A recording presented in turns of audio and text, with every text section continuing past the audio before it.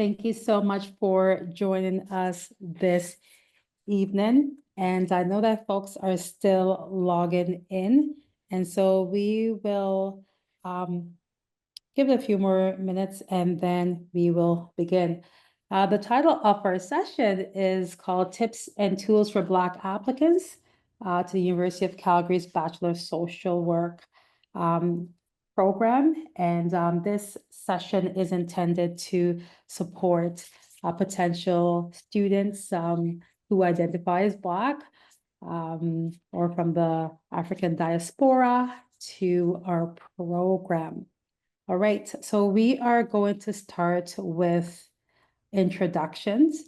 It's quite difficult because we're not able to see you folks, but we will introduce ourselves first, and then we will ask members who are here, folks, to introduce themselves. But we're going to start off with a land acknowledgement, and then we'll jump into the formal introductions.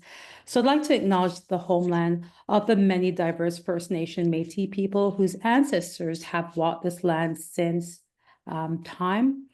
We do this to reaffirm our commitment and responsibility in improving relationships between nations and to improving our own understanding of local Indigenous peoples and their cultures. We are grateful to work, live, and learn on the traditional territories of Treaty 6, 7, and 8, and the homeland of the Métis. With that, I'd like to say welcome, everyone, and I will ask that members here introduce themselves. Hi, everyone. Sorry, I can't see the faces of the people we are talking to. So my name is Dr. Regine Wibereyeho-King, and I am an associate professor in the Faculty of Social Work, based here in Calgary, and chair of Racial Justice Work on Campus, and co-founding member of the Anti-Black Racism Task Force in the Faculty of Social Work. So I wish to welcome you all, and best of luck as you go through your application. Hope to see you sometime on campus. Thank you, Dr. King. Tanola, please go ahead. Hi, everyone. My name is Tanola Cahoon. I am located in the Edmonton office. I'm the front office coordinator and a member of the task force. Welcome. Awesome. Thank you so much, folks, for introducing yourselves. So let me just give you a quick overview of the agenda, and Tanola and Dr. King will be presenting key aspects of this information as well. So I just want to say welcome, welcome, welcome.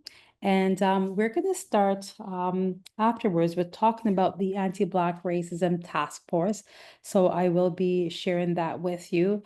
We'll discuss some of our principles, actions, some of the things that we have done as part of the task force, some brief information about the University of Calgary, followed by how do you apply to the program? And then there will be program-specific questions that we'll be happy to respond to. And we'll provide some information on how your application is evaluated. And we'll end up letting you know that we're here to help you. We are here to support you prior to you getting into the program. And when you're in the program, we have some wonderful faculty member, instructors, staff who will be welcoming you as well and guiding you through this process.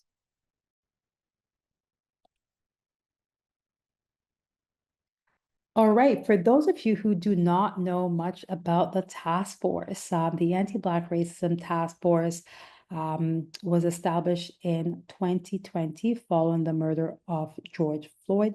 And we founded the task force not only in collaboration, but support of the Black Lives Matter movement. And we wanted to really do our part to honor what was happening, the work that has been done, and also the mobilizing that was happening across Canada, US, and other parts of the globe.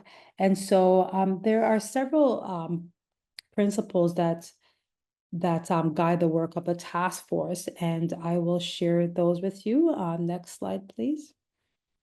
All right. As a task force, we thought it was important for us to establish a number of priorities and actions, and these actions were intended to inform the work that we do, but also let folks know a bit about the work. And if you can see at the center of everything that we do is accountability, reporting, and so forth. And so the first priority is we want to make sure that we spend some time recruiting, hiring, retaining Black academics and staff. The second is to recognize Black experiences, perspectives, contributions in teaching and learning. The third, we wanted to make sure that we provide appropriate training on Afrocentric worldviews and anti-Black racism to all faculty members. Our fourth priority that we have is to increase equitable access of Black students, similar to what we're doing here. We want to make sure we create space for Black students to access our services and support.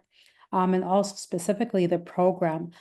Fifth priority is we want to make sure that we are engaging with Black students in the program, and we want to strengthen those engagement experience across campus. Priority 6 is to make sure that we work collaboratively with our community members. Priority 7 is ensuring that we allocate appropriate resources to support Black contributions and excellence. And priority 8, develop effective mechanisms for reporting and redressing anti-Black racism. So before further ado, I just want to say February is Black History Month, and so this is so timely. So happy Black History Month, folks. This month our theme is on leadership. And so I do want to highlight the importance of that. But before we go further, I recognize that I did not really introduce myself to you, and another member of the task force has joined us. And so I will have her introduce herself, and then I'll let you know who I am as well before we continue. Hello, everyone. My apologies for being late. I had a little trouble getting in. My name is Lisa Lorenzetti, and I am a member of the Anti-Black Racism Task Force, and also I am an educator here in the Faculty of Social Work, and excited to be here with all of you here tonight. Awesome. Thank you so much. And my name is Dr. Patrina Tahiti. I'm an associate professor here in the Faculty of Social Work, and I'm also the chair of the Anti-Black Racism Task Force. And I'm looking forward to connecting with folks who are online. All right, I wanted to know if one of my team members here would like to talk about UCalgary, either Dr. King, Tanola, or Dr. Lorenzetti. Please go ahead.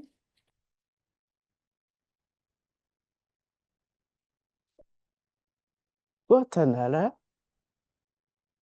Okay. So with what about the UCalgary? That's so big about us. We're the largest fully accredited school of social work in Canada, and we offer a bachelor's degree, which is what you're here for. We also offer a master's degree in social work, PhD, and graduate certificates for persons who are holders of an existing bachelor's of social work degree. We have national and international recognition and scholars who are involved in many things in society regarding social justice and research projects, hence providing opportunity for students to be engaged in transformative learning and research. So being a student at the University of Calgary, you get to participate in all of that by applying for jobs and positions to be research assistants with many of our instructors or our professors who are into research. We also have a curriculum that is current, topical, and informs students about community social work, scholars, and practitioners, and stuff that's just happening in and around our community here. Maybe to add something is that starting the fall of 2025, we'll start receiving PSW students who are coming out of high school for a 4-year program. Yes. And that will also be offered. That will be offered in Calgary only, not to the other campuses. We'll get a little bit into our BSW program options. As you can see on our screen, we do have two options here. We have a blended model for university transfer student, meaning those persons who hold a non-social work bachelor's degree, and we have an online option. The online option, the UT blended option is a 20 months program, while the online option is a 24 months program. The difference with the blended option is that you are on campus 1 day per week. Currently, it's only on a Monday. You do have classes all day when it comes on to the blended program. So that's the one full day per week that you're there. You have online classes. With the online classes, even though it's online like the other ones, the difference is that with a UT program, if you're blended, your classes can be midday or whatever time works within a normal schedule, which is different from the online, which has classes on weekends or in the evenings. So that's one of the biggest difference. With the blended program, you also typically do 5 courses per term, and that's what makes the difference. You have classes in fall, winter, spring. Um, you are required to have 30 to 35 hours plan out per week for your studies. The online program, you don't have an on-campus requirement, so you don't come on campus at all. Classes are scheduled in real time, so you have classes Mondays, Wednesday evenings, as well as Saturday mornings. You are required to do additional independent learning on your own because it's an online model where you don't have full exposure to an instructor at that time. The difference also with the online option is that you do 3 courses per term typically versus the blended where you do 5 courses per term. Um, with the online option, you have classes for all semesters, fall, winter, spring, and summer. The requirement in terms of study time is 18 to 24 hours per week if you're choosing to do the online option. We do find that a lot of persons prefer to do the online option because there's more flexibility and most persons work and study while they're actually attaining their BSW. What you need to bear in mind is that whichever program you do choose, both programs require you to be able to access the internet reliably and have consistent computer usage. A lot of your work will be done online. It doesn't matter if you do a blended or an online option, both programs are accredited. Both program leads to the same parchment from the U of C. So it doesn't make a difference. You're covering the same curriculum. It's just a different path in terms of getting it done. And both programs are considered to be full-time for funding purposes. I know persons who usually look to take student loan or if they're getting funding from elsewhere, they have to be in a full-time program. Either way, you're going to be in full-time for the blended or the online option. Another important thing I probably need to mention is that if you are a diploma holder for a social work, if you are a post-diploma holder, you can only do an online option. The diploma holders for 2025 will not have the option of a blended model for this incoming intake for 2025. So bear that in mind. If you are a diploma holder, you will only have the option to apply for an online delivery.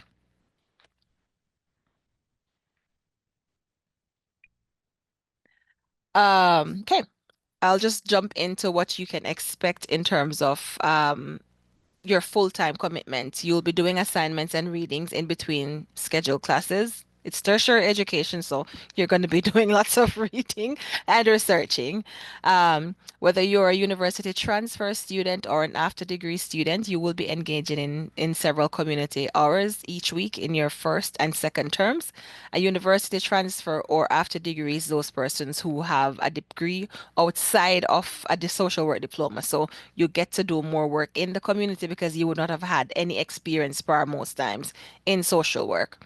All students, whether you're PD, or your UT, all students must be able to complete or commit 30 to 40 hours per week to complete a 590 and 592 plan according to whichever program you're in. We do, when you are applying, ask you to look on the curriculum pathway to see when you're going to be having this. You are assigned an advisor. All of this is also sent to you while you're studying. So you're not left on your own. You have an advisor who's guiding you along the way. You will also be attending classes year round. So put that in mind when you're applying to the program. And full time means you have full time hours committed to do your program. Do we have any questions in the chat, or can I move to the next slide? Yes, you can move to the next slide. Okay. How to apply? Let's just take a look at what our program or application process look like. The first step is reviewing the application instructions, and we ask people from a student services standpoint, always review the application instructions before you apply. It is very critical for you to have an understanding as to what exactly you're required to do. We also have videos on our website which breaks down everything step by step as to what you're expected to do in your application to kind of help you.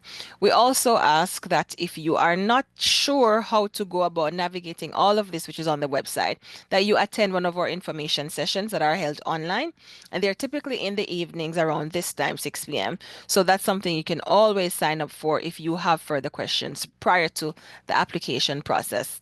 All right. So again, the first link is to have you review the details of the application. It is a comprehensive application that you're going to be required to do.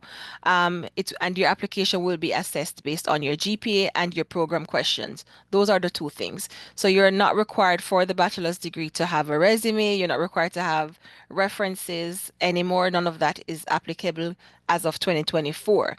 So you want to pay close attention to the program specific questions that you're going to be asked, which comes over into step 2. Go over all the information, get a sense of what you're going to be doing.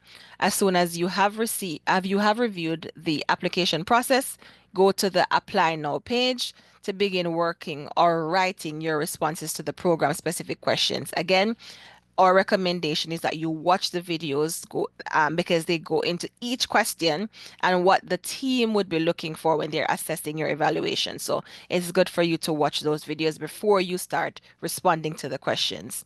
After you've reviewed your responses, you would need to upload the responses to your student center. And this is basically how you proceed to submit.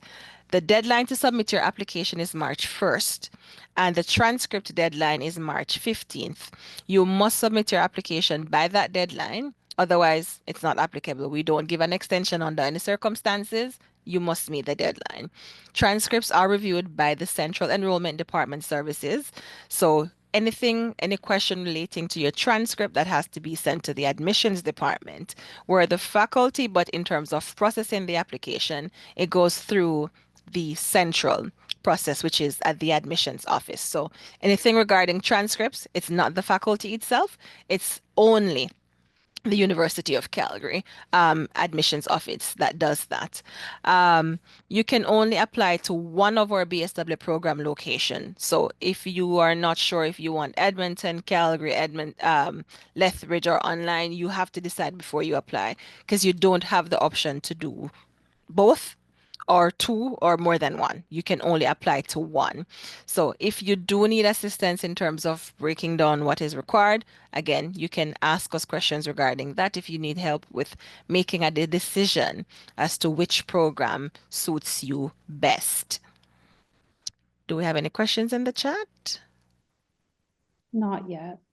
Okay, I can go on then. Okay, so in the program specific questions, again, you will notice we're saying this more than once, and this is because you're just assessed on two things. Your GPA, which you can't change, you're already done school. Your GPA is what it is. So your program specific question needs to be strong. You need to be clear and concise when you're writing your program specific responses. Write in the first person. You want to make sure you double check, you proofread, make sure you have no errors in your paper. And also, you want to show in your program question why you're choosing social work. Even if you have never worked in social work, your reason as to why you want to get into social work must be clear when you're responding to the program questions. And while your GPA is 50%, you must understand that the additional 50% from your program specific questions pulls a heavy weight for the remaining half of your application. So pay as much attention as you can to this portion of it and know that it's equally as important as the GP that you're going to be doing. Review your program questions. Again, listen to the audio recordings that we have provided on our website and make sure you spend quality time in responding to these. We are not interviewing you in terms of face to face. We're not asking a reference about you. How you present yourself in these program questions is how the evaluators are going to be seeing you through this lens, basically what you have presented in the actual application process. In terms of the application evaluation criteria, reflect on who you are as a person, your lived experience. Don't be afraid to tell it. As much as you're comfortable sharing is what you will need to provide. Your life influences what have made you reach where you are, why you have pursued social work education because of your experience. You want to make sure you emphasize that. In terms of further evaluation criteria, tell us about your community engagement. Is there an issue you find most concerning? What are you thinking is the root cause? How can you contribute to changing that aspect of it, of the issue that you have identified? And also, what do you hope to develop in your social work program as you look forward to becoming a social worker in the practice? So we want you to pay close attention to those things. Again, apply them when you respond to the program specific questions. And this is basically an overview as to what we're presenting. This is the time where we open for questions.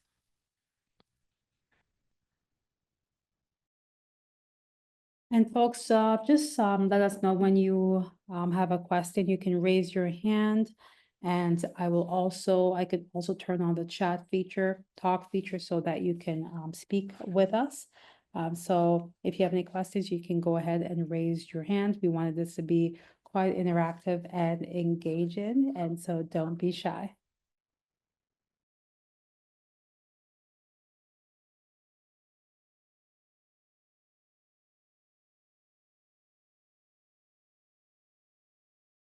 I think I see something in the Q&A. Apologies if it seems like a rather simple question, but where would you be able to find program-specific questions in the application? Okay, I can respond to that. I'm going to pull it up on the Does website. Elias want to speak, or are we just is that Elias's question, Tanola? I'm not Okay. sure. Elias, can you ask your question, please? Hello, yeah, can you hear me? Yes. Okay. Yeah, I'm a social work diploma holder, and I'm planning to do my bachelor. But my question is about more about, once I'm planning to get into it, but my question is about what about non-social work post-secondary courses are advisable for for the courses that are outside the social work field, basically. Like if you have any recommendation, or what would you advise someone that is planning to get into this program, just to do until that time comes around? I can take that. So for post-diploma degree, post-diploma students, we typically, the first thing you have to ensure is you're not doing a course that you've done already in your diploma. You can't get credit for the same course twice. One, you need to ensure that the course is transferable to us when you do it. So you want to do it with an institution that is already accredited and has all of that stuff in place where we have an agreement with preferably. And thirdly, there is no limit as to which area you can do your course of studies in. It's any discipline that you choose. It must be a junior or senior level course. So if you want to do Spanish, sociology, psychology, anything in those areas, it's fine. Again, no limit as to which discipline you choose to do, but we do normally find that people stick to the arts or courses around in psychology, sociology, women and gender studies, indigenous studies, stuff like that. It depends on where that person has an interest and where they feel like they need to strengthen or what is more manageable for them to easily pass. Because at the end of the day, you just want to know that you have the right amount of credits with good grades so that your GPA can be high. That's what's most important at the end of the day. Did I answer your question, Elias? Yeah, thank you so much. Thanks, Tanola. All right, so any other questions?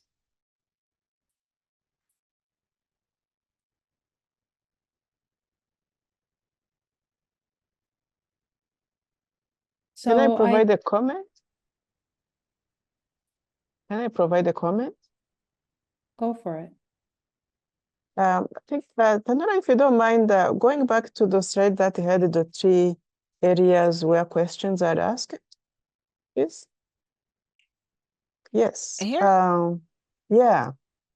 So the one thing I wanted to do here is to comment on some people whose background is not probably in Canada, where you either come from a culture where talking about so much about yourself is not seen as something positive, to ensure that you are really thinking about every word that is asked in the question and reflect on how you wanted to say it for a Canadian perspective-based person to understand what you are saying. So when it comes to community engagement, there are people who feel like maybe they haven't volunteered enough in social work organizations. But if they think back, they are the ones who are probably holding their religious organizations, let's say churches, mosques, and stuff like that. Or they are responsible for children in their community, but they forget that actually that kind of work is also falls into community engagement. So it doesn't need to be an official role where you are serving a mainstream organization. Is also to think of how else do you use your time to engage with whoever your community is, but also how much time do you put in? I just wanted to comment on that because I think people think of these terms very differently. Thank you, Dr. King. I And, may jump in. Oh, sorry, Dr. Dehaney. Should I jump in too? Is it jump in time? Go ahead. Okay, I thought it would be nice all of us bring a little bit of our own insights because we all do review applications, and so we've been reviewing those applications for a long time. I wanted to first of all thank Tanola. Tanola has so much great information. I always, as a faculty member, learn a lot when Tanola updates us on what's happening.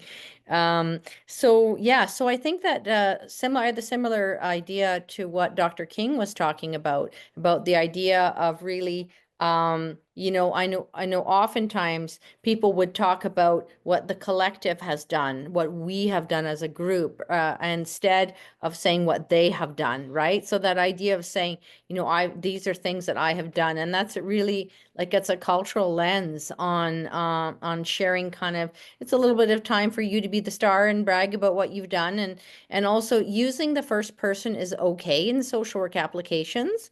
And so it's all right to use the I statements and to talk about, you know, it's really that blended, the idea of blending your own experiences with sort of a systemic or collective understanding of what's happening, right? And so that really makes, I think that helps an application stand out when we can kind of take what we see in the world around us and look at it from a more systemic perspective in social work. And that's what we're trying to do in social work in general. So bringing that forward, I think, in your application is a good thing. And kind of looking at that and putting together, what type of aspirations do you have? What would you do with your social work degree? What will that degree bring you? And how can you make a difference in the community with that degree? So I think kind of building it from the self and building out, right, to that sort of that work that you want to do in the community. I just wanted to add that, and also to say a very happy Black History Month to my colleagues here and to everyone who's online. Thank you so much, Dr. Lorenzetti. And so I just have some tips for folks as well. As we were going through the slides, we talk about getting to know the university that you're applying to, okay? And so I would encourage you to take some time to read up on the University of Calgary. Also, spend some time looking at the Faculty of Social Work, look at our values, look at some aspects of the faculty, what makes the Faculty of Social Work and its history and so forth. And really understanding the Faculty of Social Work will help ground those responses that you will be providing.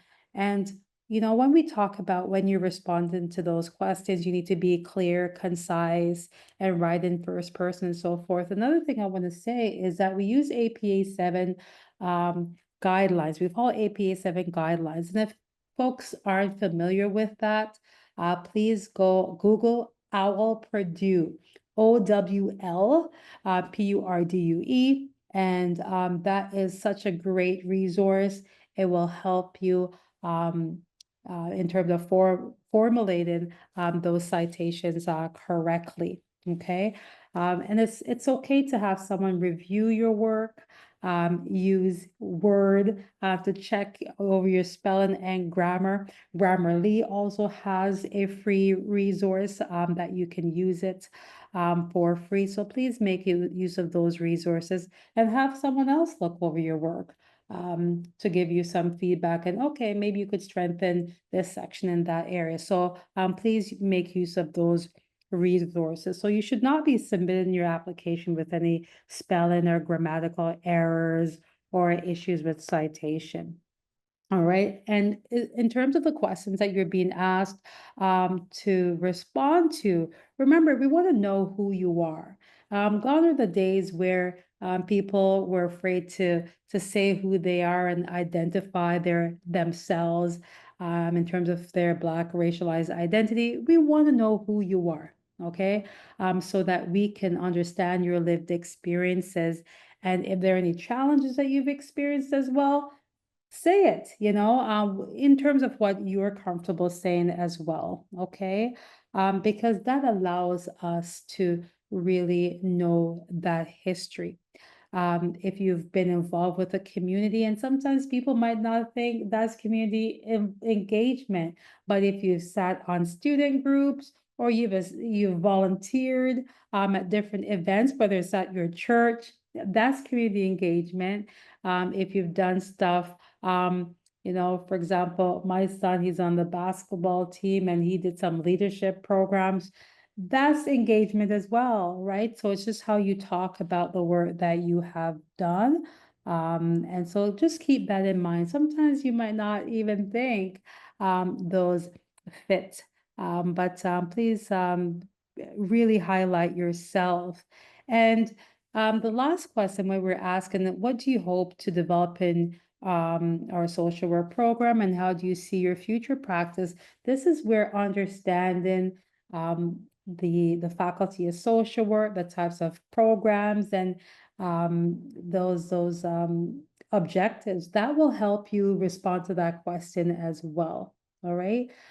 So please know that there are people in student services as well who can respond to additional questions that you may have. But we are here to also respond to your questions. So at this time, we'll ask if you have any additional questions.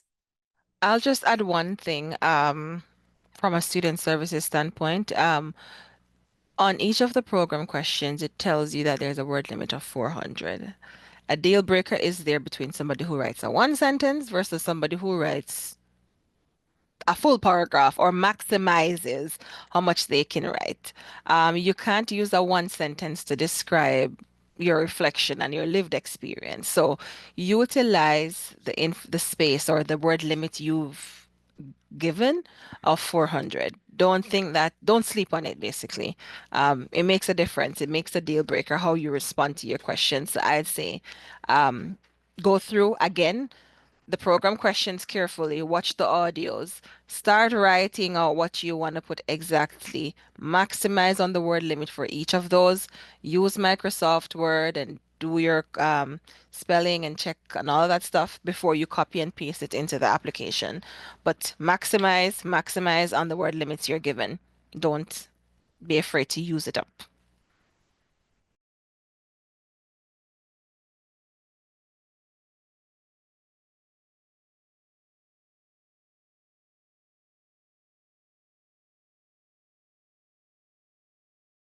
I don't think I see any more questions in the chat. I'm just gonna Q&A. pop the board Okay, I'm just gonna, Elias has his hands up. I'm just gonna allow him to speak, and so that we can hear him. Go for it, Elias. Yeah, I was just wondering what the timeline looks like. Yeah, what's the deadline for the? I hear the deadline for application is March 1st, but then when will we know that we're chosen or not?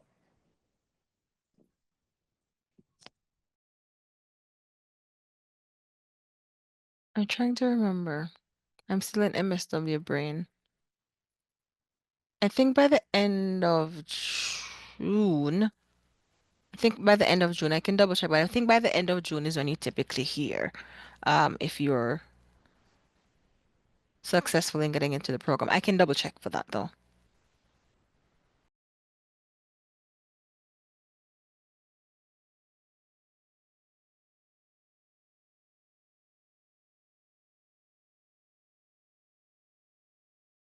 All right, other questions? Early June.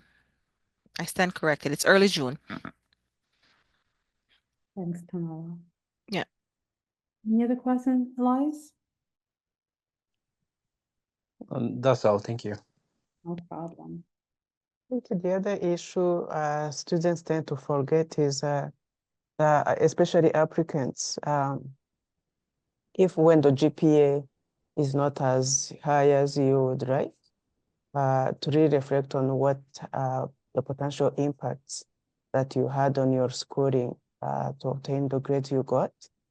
I find, especially if you're were you trained here as a newcomer, how you understood the Canadian system.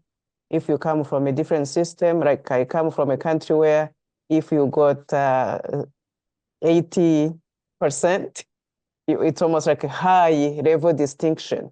While in the Canadian ranking, it may be very low.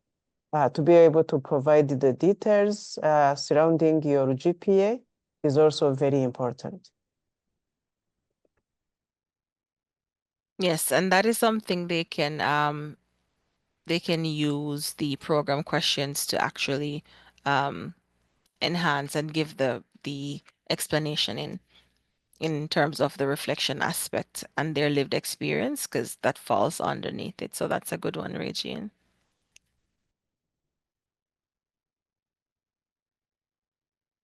All right, if there are no other questions, I just wanted to thank you all for joining us today and for your interest in our social work program.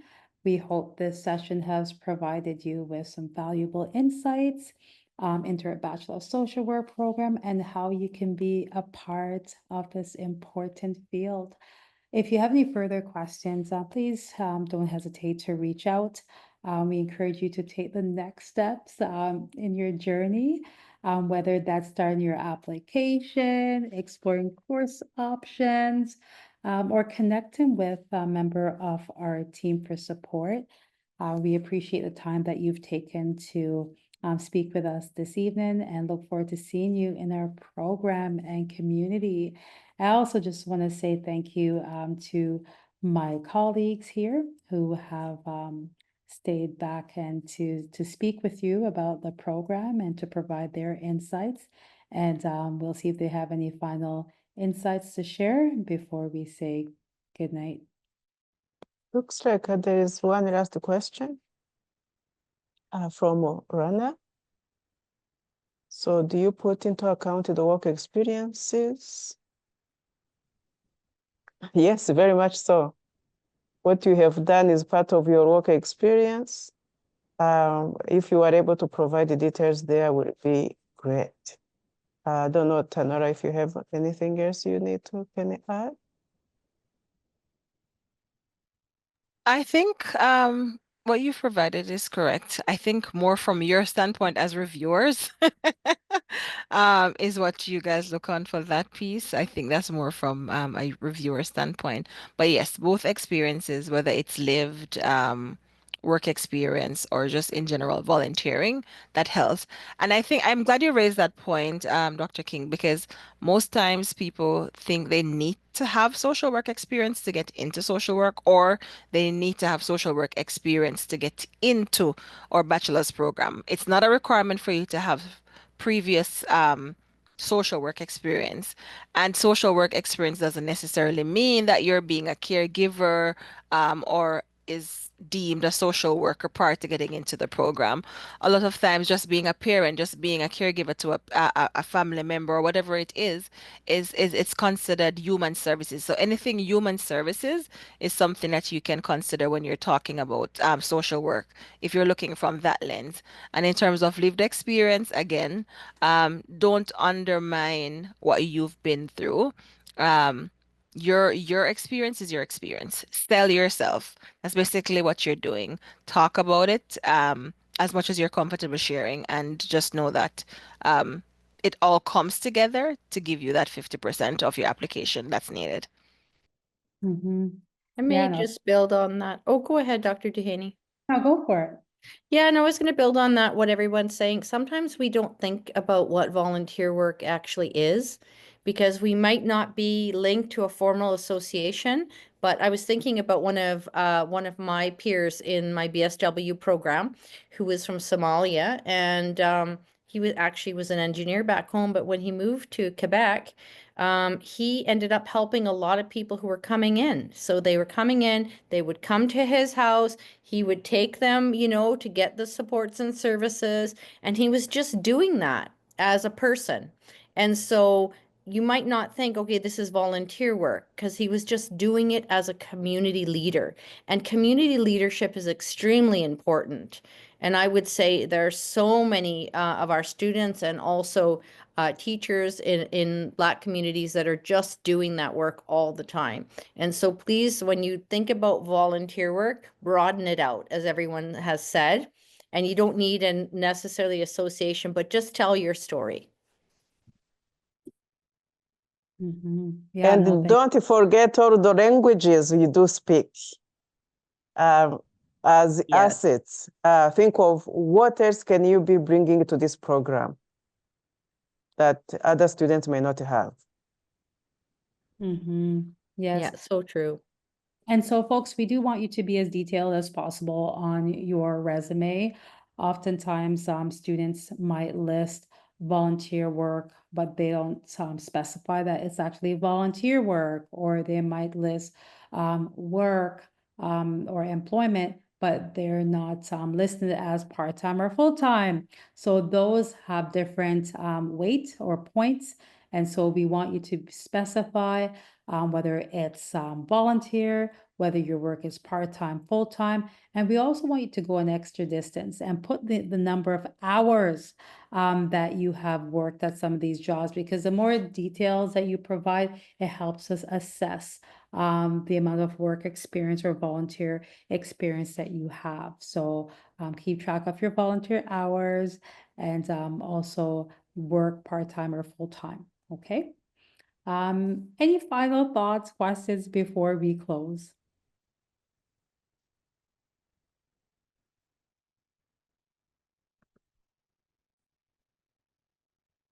I think the chat is empty. I checked. No, we don't have anything else. I think we're good. Awesome. Thank you, Dr. Elias, go for Oh, it. Elias raised his hand. Yep. You can speak. Yeah, sorry, it seems I'm the only one asking many questions. I'm sorry about that. Yeah, my last question is I know that you said recommendation letters are not required, but is there like do we have like is it optional though? Can we provide recommendation letter or any sort of support letters?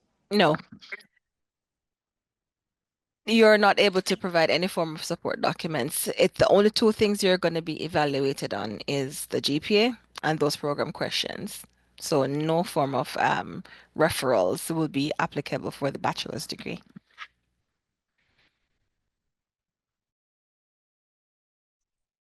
Okay, sounds good. Thank you.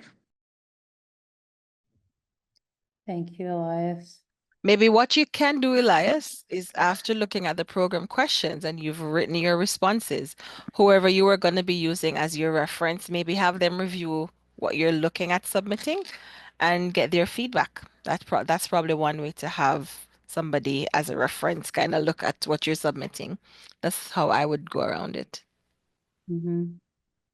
And Elias, and for those others online, you might be wondering, this has been a change. And one of the reasons we want to make the process less complicated for individuals applying to our program, having to come up with these different things to submit. And, sometimes it can be quite difficult to have recommendation letters and have to go after folks to reminding them of those recommendation letters that they need to write on your behalf. So the purpose of that is to really simplify that process and really make it easy for folks to apply to our program. And so hopefully that would be a benefit. I can only imagine that sometimes recommendations letters could also strengthen a person's application, but not for the BSW program. That's not a request that we have at this time. I'm just going to double check if there are any other questions before we close out. So Dr. King, Tanola, Dr. Lorenzetti, could you please say your goodbyes and before we close? Absolutely. So from a student services standpoint, I've this email address is on screen if you want to reach us in student services with your questions. We're happy to assist. If you need to do a sit down or a one-on-one, there's a link to book an appointment with one of us in student services. And again, if you are uncertain about anything, feel free to give us a call or give us and send us an email. I'll actually put my work number in the phone in the chat in case I didn't do that prior to doing the video. But thank you guys for coming. I hope this was informative and it will be as good assistance when you do your application. Thank you for your motivation to attend the session. I do hope that we'll see your applications coming in. When I say we, it's not necessarily us evaluating your application. Make them as strong as they can be. And we look forward to having you. Thank you for attending with us tonight, everyone. It's just been a pleasure to be here and to create this space together for potential Black students. And we're excited about this. This is one of the objectives of our task force is to really focus on and center incoming Black students and Black student life at the University of Calgary Faculty of Social Work. So thank you for being part of it tonight. Awesome. Thank you so much. And folks, if you have not read up on the Anti-Black Racism Task Force, please also do that so you can understand the work that we're doing in our faculty and across the university. And once you're in the program, we'd be happy to get to know you and have you a part of the work. Have a great evening, everyone. Take care. Bye.